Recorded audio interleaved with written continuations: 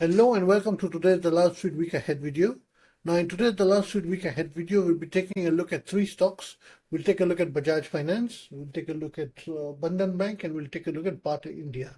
For all three of them, I'll share my trading plan, whether you're an option trader doing option buying or selling, or an equity trader doing simple stock trading or investing for short or medium term.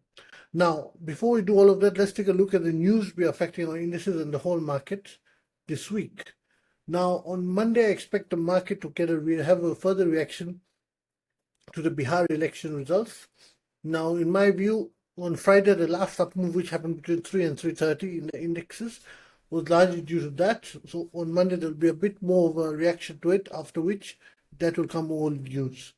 Then on the local front this week, there's not much news coming out. The real news will be coming out on the international front. This is, for example, America has a lot of data coming out, which will affect their markets greatly and in turn will affect our markets significantly. But they have the housing stats, existing home sales and industrial production data, which will affect their markets more.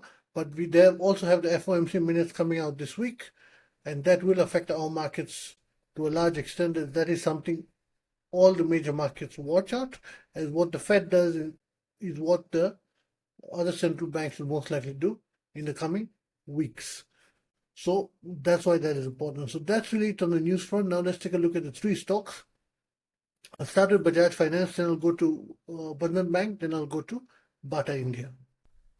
Now coming to Bajaj Finance, I'm going to zoom into the chart. Now Bajaj Finance, I've already taken a long position in it on a personal front, only on a personal front. And I've done so as I believe Bajaj Finance is at an important point. If there was no news going on about Bihar elections and all, then there would be a high likelihood it would break this and take this fall. But due to the news, I believe we will get a short-term bounce. I entered roughly around this point to 1032. And if we break that, then we go to 1062 and 1070. So my trading plan for now is simple. I'm holding it via futures and they're already in a profit. So I've kept a cost stop on them. And if it breaks the high of Friday, then it's a run up to 1032. And once that happens, I'll only keep profit stops and no cost stops. If that breaks, then a run up to 1062 and 1070. On the other hand, by chance, Bajaj Finance breaks the support between 993 and 998, then it's in trouble as it will fall to 975. But as of now, as I said, because of the Bihar election news and all, we can expect it to at least test 1032. And then if it fails there, then it will resume its downward movement. But as of now, it is heading in that direction. So on Bajaj Finance, if you're not holding a position currently, I think what can be thought of is about more, this is now more of an option sellers or a very high risk equity trader to buy for hopefully a target of 1062 to 1070. Let's take a look at Bandhan Bank.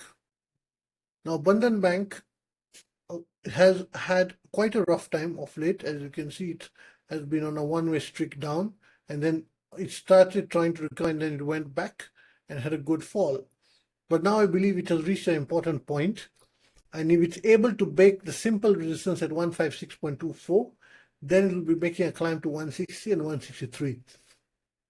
Why I've not highlighted any levels above that, as once it reaches this point, is where we will have to see what price formation it has in terms of price bars, what the volume indicator is doing, and what the trend catches indicators are doing. Because if it clears this, then it's got a long way up.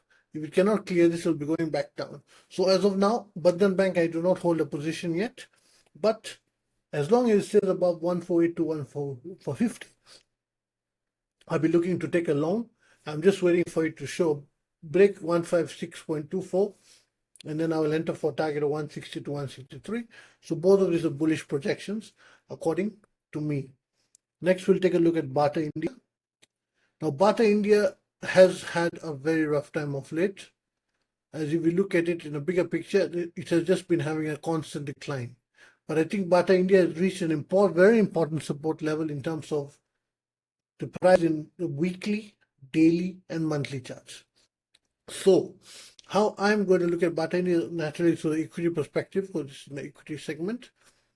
Now, if it's able to hold the support between 998 and 1020, I'll most likely take a long in it for 1078 as the first target.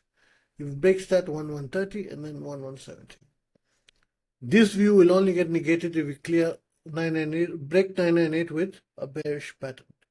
Overall, I think Bata is going to give a dead cat bounce to at least 1130 in my point of view. So if I see a bit of positivity on Monday or Tuesday, depending on the price action which is forming on the chart, I may take a long in this for a quick in and out. I'm not going to be planning to hold it to go to somewhere like here. Nope. My target is first this, second and third. Beyond that, I'm not interested in Bata. So Bata is also, according to me, a positive stock that can be considered for buy, and but it's more of a high risk. So the players who are more high risk players is what can consider this stock if it fits their analysis and their purview of thought.